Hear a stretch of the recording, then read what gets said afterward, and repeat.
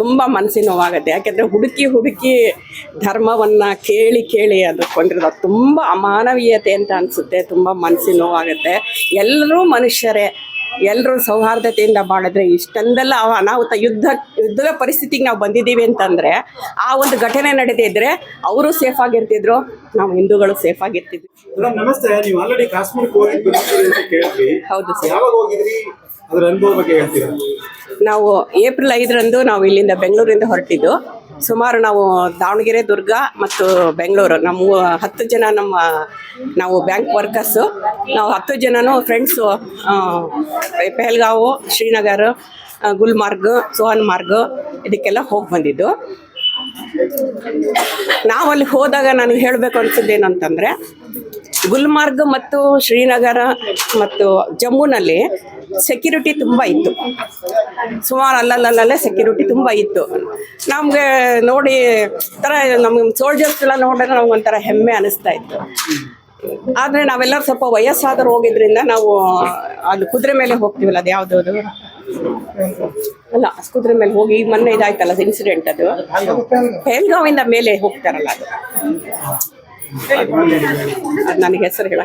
ಅಲ್ಲಿ ನಾವೆಲ್ಲ ವಯಸ್ಸಾದವ್ರು ಇದ್ದಿದ್ದರಿಂದ ನಾವುಗಳು ಹೋಗಲಿಲ್ಲ. ಅಲ್ಲಿ ಕೆಲವ್ರಿಗೆ 1-2-3 ಜನರಿಗೆ ಹೋಗ್ಲಿಕ್ಕೆ ಇಂಟ್ರೆಸ್ಟ್ ಇತ್ತು, ಆದರೆ ಗ್ರೂಪಲ್ಲಿ ಹೋಗಿದ್ರಿಂದ ಅವ್ರು ಹೋಗಲಿಲ್ಲ. ಆಮೇಲೆ ನಾವು ಗುಲ್ಮಾರ್ಗಿಗೆ ಹೋದಾಗ ಅಲ್ಲಿ ಸೆಕ್ಯೂರಿಟಿ ತುಂಬಾ ಕಡಿಮೆ ಇತ್ತು. ನಮ್ಗೆ ಅನ್ನಿಸ್ತು ಬೇರೆ ಕಡೆಗೆಲ್ಲ ಸೆಕ್ಯೂರಿಟಿ ಇದೆ, ಇಲ್ಲಿಲ್ಲ ಅಂತ.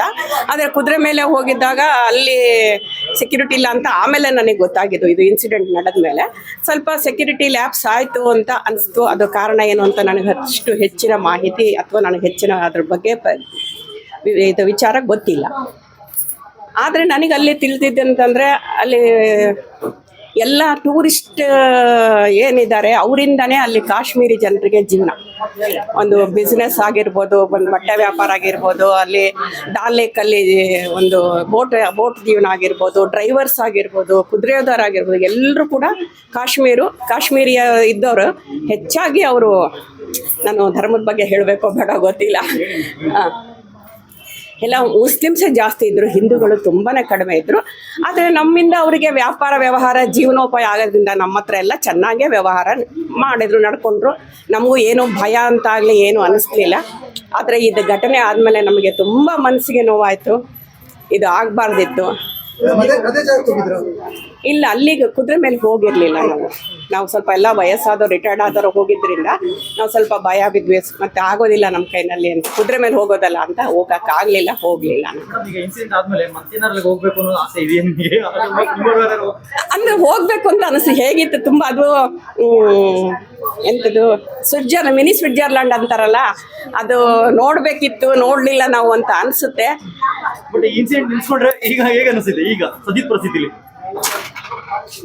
ಹೇಗೆ ಅನಿಸುತ್ತೆ ಅಂದರೆ ತುಂಬ ಮನಸ್ಸಿನ ನೋವಾಗುತ್ತೆ. ಯಾಕೆಂದರೆ ಹುಡುಕಿ ಧರ್ಮವನ್ನು ಕೇಳಿ ಅದು ಕೊಂಡಿರೋದು ತುಂಬ ಅಮಾನವೀಯತೆ ಅಂತ ಅನಿಸುತ್ತೆ. ತುಂಬ ಮನಸ್ಸಿನ ನೋವಾಗುತ್ತೆ. ಎಲ್ಲರೂ ಮನುಷ್ಯರೇ, ಎಲ್ಲರೂ ಸೌಹಾರ್ದತೆಯಿಂದ ಬಾಳಿದ್ರೆ ಇಷ್ಟೊಂದೆಲ್ಲ ಅನಾಹುತ ಯುದ್ಧದ ಪರಿಸ್ಥಿತಿಗೆ ನಾವು ಬಂದಿದ್ದೀವಿ ಅಂತಂದರೆ ಆ ಒಂದು ಘಟನೆ ನಡೆದಿದ್ದರೆ ಅವರು ಸೇಫ್ ಆಗಿರ್ತಿದ್ರು, ನಾವು ಹಿಂದೂಗಳು ಸೇಫ್ ಆಗಿರ್ತಿದ್ವಿ. ಆಮೇಲೆ ಒಂದು ಟೂರಿಸಮಿಂದ ಅವರ ಜೀವನಗಳಿಗೆ ಸಹಿತ ತುಂಬ ಚೆನ್ನಾಗಿ ನಡೀತಿದೆ. ಯಾಕಂದರೆ ಅವ್ರ ಜೀವನ ನಡೀತಾ ಇರೋದೇ ಅದರಿಂದ, ಬೇರೆ ಇನ್ನೇನು ಅವ್ರಿಗೆ ಮಾರ್ಗಗಳೇ ಇಲ್ಲ ಅಲ್ಲಿ ಜೀವನೋಪಾಯಕ್ಕೆ. ಹಾಗಾಗಿ ತಮ್ಮ ಜೀವನವನ್ನೇ ತಾವು ಹಾಳು ಮಾಡಿಕೊಂಡ್ರು.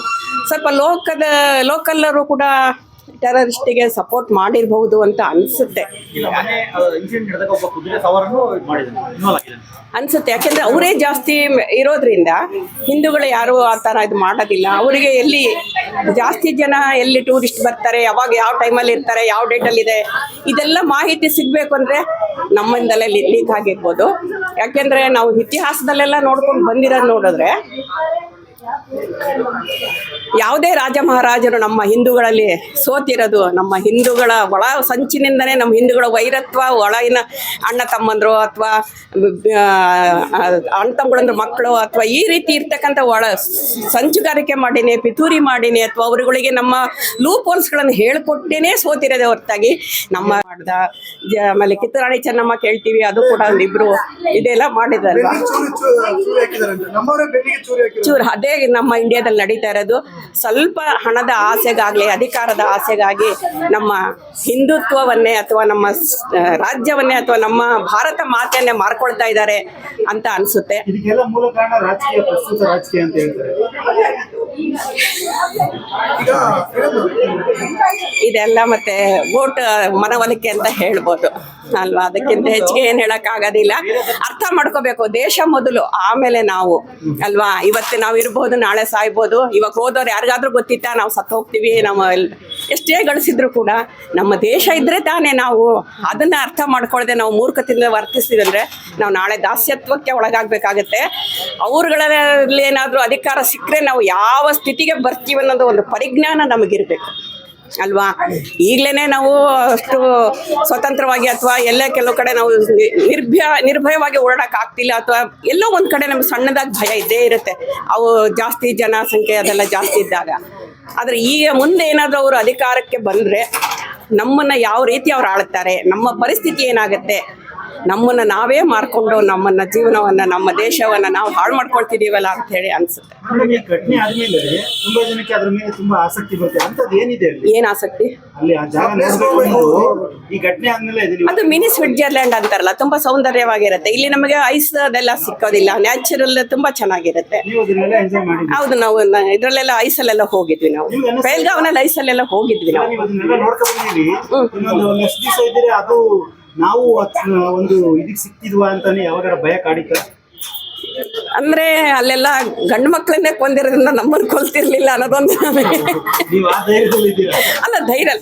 ನಾವು ಸತ್ತಿದ್ರು ಬೇಜಾರು ಆಗ್ತಿರ್ಲಿಲ್ಲ ನನಗೆ ಮಾತ್ರ. ಯಾಕಂದ್ರೆ ನನಗೆ ಸತ್ತಿದ್ರು ಬೇಜಾರಾಗ್ತಿರ್ಲಿಲ್ಲ. ಯಾಕೆ ಅಂತಂದ್ರೆ ನಮ್ಮ ಇನ್ನೂ ವಯಸ್ಸಾದವರು ಉಳಿಬೇಕಿತ್ತು. ಯಾಕಂದ್ರೆ ಹೆಂಡತಿ ಮಕ್ಕಳು ಸಂಸಾರ ಎಲ್ಲ ಇರುತ್ತೆ, ಜವಾಬ್ದಾರಿಗಳಿರುತ್ತೆ, ಅವರುಗಳು ಉಳಿಬೇಕಿತ್ತು ಅಲ್ವಾ.